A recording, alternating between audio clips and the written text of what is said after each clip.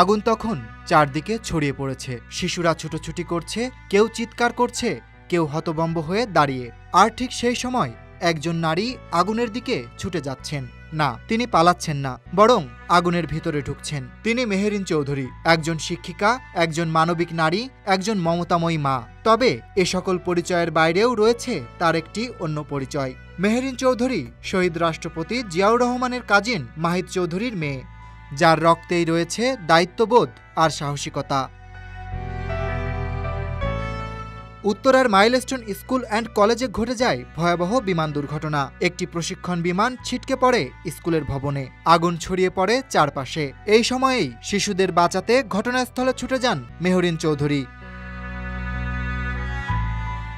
তার সামনে তখন দুটি পথ, পালিয়ে নিজের জীবন বাঁচানো আর ছুটে গিয়ে কোমলমতি শিশুদের রক্ষা করা। তিনি বেছে নেন দ্বিতীয় পথটি। নিজের জীবন বাজি রেখে একে একে বাচ্চাদের টেনে আনেন আগুনের ভেতর থেকে। একজন দুজন নয়, সেনাবাহিনীর তথ্য অনুযায়ী অন্তত ২০ জন শিশুকে একাই বের করে আনেন তিনি।